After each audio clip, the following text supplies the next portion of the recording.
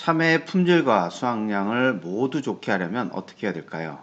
개화기부터 착과 시기까지 집중 관리가 필요합니다. 이런 집중 관리할 수 있는 방법을 오늘 좀 말씀드리겠습니다. 안녕하세요. 한스얀TV입니다. 참외철이 돌아왔죠? 참외하면 모두가 다 좋아하시는 음식인데요. 과일인데요. 먼저 말씀을 드리기 전에 구독, 좋아요, 그 다음에 알람 설정해 두시면 새로운 글 올라올 때마다 바로바로 확인하실 수 있습니다. 여기 보이시는 이 위치, 이 장면 어딘지 아실까요? 이게 성주 지역입니다. 성주의 참외 재배 농가를 하늘에서 찍어 놓은 사진인데요.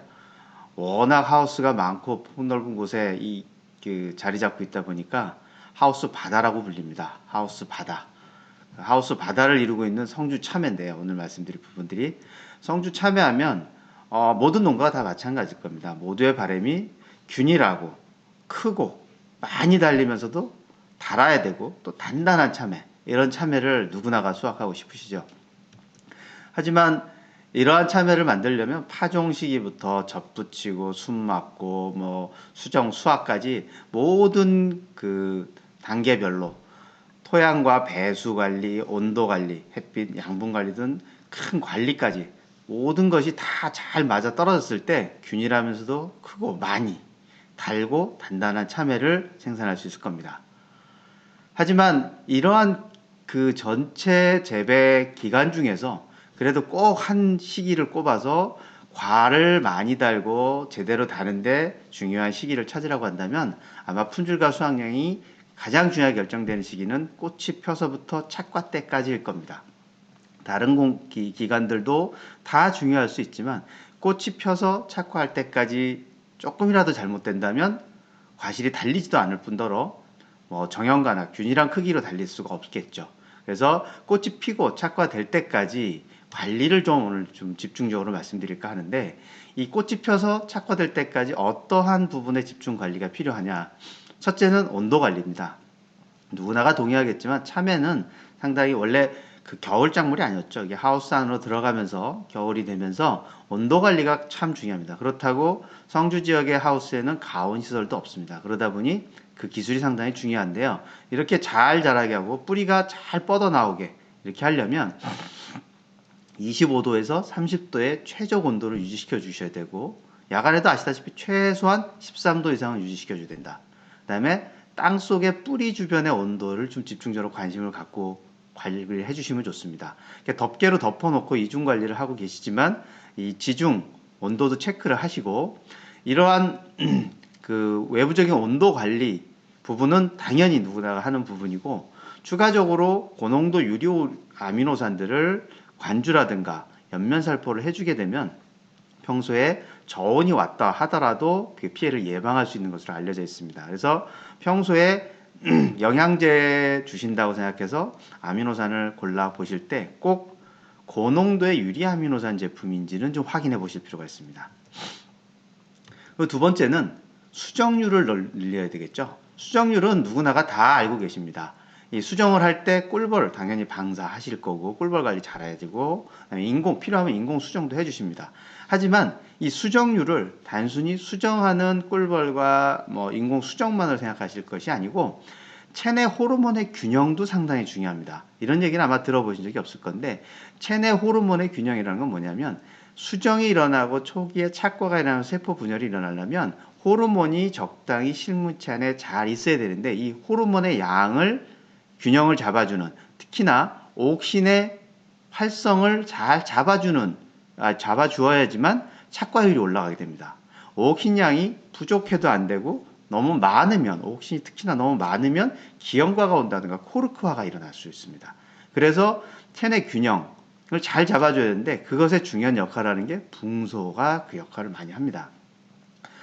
붕소하면 우리 농민분들은 대부분 칼슘 이동이 제일 중요하다, 이런 얘기만 많이 들으셨는데, 그거 외에 붕소가 하는 역할 중에 상당히 중요한 부분 중에 하나가 오옥신의 활성을 통제해 주는 거죠. 그래서 오옥신이 과다하지 않도록 잡아주는 역할을 하기 때문에 붕소가 부족하지 않아야 수정률이 올라간다는 거, 이것도 좀 유념해 주시고요. 그리고 세 번째가 꽃가루간이 튼튼해야 됩니다. 누구나가 다 마찬가지고 사람도 마찬가지고 뭐겠지만 꽃가루 관. 그래서 보통은 이 꽃인데요. 암술과 수술이 같이 있는 그림이고 보통 참외는 암술과 수술이 따로 있죠. 그거는 뭐 다른 개념이고 암술과 수술 따로 있든 같이 있든 상관없이 가장 중요한 게 꽃가루 관에 이 안에 씨방까지 수술이 들어가서 씨방까지 도착을 해야지만 수정이 일어나는데 그걸 통과하는 곳이 꽃가루 관입니다. 이 관. 이 관이 튼튼해야 제대로 수정이 됩니다. 꽃가루가 잘 만들어지고 꽃도 잘 만들어져 있지만 수정이 일어나지 않으면 안 되는데 수정에 영향을 미치는 부분이 이 꽃가루 관인데 이 꽃가루 관은 여기 영어로 써져 있듯이 수가, 당분과 아미노산이 꽃가루 관의 발달에 중요한 요소입니다. 그래서 평소에 당분과 아미노산이 필수 성분으로 제대로 공급이 되면 꽃가루관이 튼튼하게 자랍니다. 그 아미노산 중에 프롤린과 글루타믹산이 특히 관여합니다. 그래서 모든 아미노산을 다 준다 해서 다 효과가 있는 거잖아. 프롤린과 글루타믹산이 많은 아미노산이 공급이 돼야 이 관이 튼튼해지죠. 관이 튼튼해지면 당연히 꽃가루관의 발육이 좋아지니까 수정이 잘 일어나고 요 두 성분은 꽃가루의 발화에도 영향을 미칩니다. 그렇기 때문에 꽃가루가 튼튼하고 꽃가루가 잘 발화하려면 당분과 아미노산이 반드시 필수적으로 공급돼야 된다는 부분이고요. 그 네 번째는 호르몬제나 영양제를 과도하게 사용하지 말았으면 하는 겁니다. 여기 그 기사 한 두 가지를 올려놨는데요. 배 지베렐린의 폐해라고 해서 아시는 분들은 아실 건데 일단 다른 과체류 하시는 분들은 또 다른 지역의 다른 농가에 대해서 좀 정보가 관심이 없으실 수도 있어요. 하지만 전라도 쪽에 배에 그 2020년부터는 지베렐린을 아예 못 쓰도록 물론 강제적으로 하기는 어렵기 때문에 농협 공판장에 배에 지베렐린을 사용하면 공판장에 출하를 못하도록 막았습니다. 그 이유는 거의 10년 전부터 서서히 문제가 되어온 부분이 지베렐린을 잘못 쓰거나 저품질의 지베렐린을 사용함에 따라서 그 실질적인 배에 그 물러진다든가 저장성이 나빠진다든가 당도가 떨어지는 이런 문제가 발생해서 요새 한때는 배가 가장 큰 가장 비싼 과일이었다면 추석 시기에 지금은 배 선물을 받아서 썩 좋아하는 사람이 별로 없습니다. 왜냐하면 맛이 별로 없거든요. 저희 집에도 배 선물이 한두 개씩 들어오면 저도 잘 안 찾습니다. 예상대로 맛이 별로 안 좋아요. 그런 부분들이 다른 과체류에도 없다고 볼 수가 없어요. 향후에 지금은 아니지만 계속적으로 이런 것을 사용하다 보면 문제가 발생할 수 있기 때문에 과도하게 사용하지 마십시오. 비료업계에서는 성주 참외 시장의 영양제를 바라볼 때 뭐라고 하냐면 식물 영양제 무덤이라고까지 합니다. 워낙 시장도 크고 많은 제품들이 과다 경쟁을 하면서 그 안에 들어가서 너무 쉽게 죽어나간다는 거죠. 어떤 분은 과도하게 사용되거나 너무 손쉽게 버려지는 그래서 오용도 있을 수 있습니다. 그래서 이런 부분들을 좀 자제하셨으면 하는 게 제 바람이고요. 그러니까 꽃과 착과 부분에 있어서 관리를 정리해서 말씀드리면 첫째는 저온 피해를 철저히 예방하자. 거기에 아까 말씀드린 고농도의 아미노산, 유리아미노산이나 베타인 성분도 좋습니다. 베타인 성분을 좀 평소에 정기적으로 사용하시면 갑작스럽게 닥칠 수 있는 저온 피해를 예방하실 수가 있을 거고요. 수정률을 높이고 붕소가 부족하지 않아야 앞서 말씀드린 호르몬 균형이 생길 수 있다고 했죠. 그리고 세 번째는 당분이라든가 아미노산으로 꽃가루관을 튼튼하게 키워주시라는 말씀을 드렸어요. 그리고 마지막으로 믿을 수 있는 식물 영양제를 반드시 적정하게, 과도하게, 많이 쓰면 좋다라는 그런 생각하지 마시고 적정하게 사용하시는 게 중요합니다. 그러면 이러한 그 꽃가루, 꽃 필 때부터 착과 때까지 잘 맞는 제품을 하나 소개시켜 드린다면 이 해당 제품은 샤인이라든가 아니면 복숭아, 다른 과체류, 참외를 포함한 다른 과체류도 다 적용 가능한 제품일 겁니다.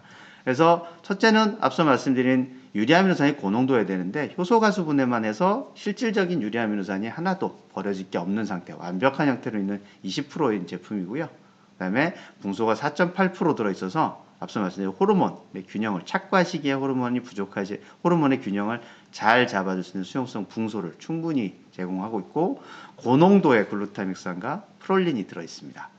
그리고 마지막으로 세계 50개국 이상에서 사용하고 있어서 우리가 좀 잘못된 제품, 저품질의 제품을 사용해서 나타날 수 있는 그런 오용이라든가 문제점을 최소화할 수 있고요. 이미 많이 쓰셔서 아시는 분도 있을 겁니다. 이 제품이 바로 테라솔이죠.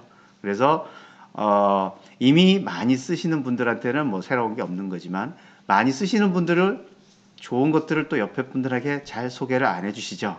그래서 오늘 제가 소개를 시켜드린 겁니다. 테라솔을 사용하시면 앞서 말씀드린 그런 문제점들을 좀 많은 부분에서 해소하는 데 도움이 되실 겁니다. 오늘도 그 한센 TV에서 중요한 내용과 그 다음에 관련 제품 추천드렸습니다. 감사합니다. 지역별 구매는 안내 번호에 연락을 하셔서 가까운 그 판매점 확인하시면 구매하실 수 있습니다.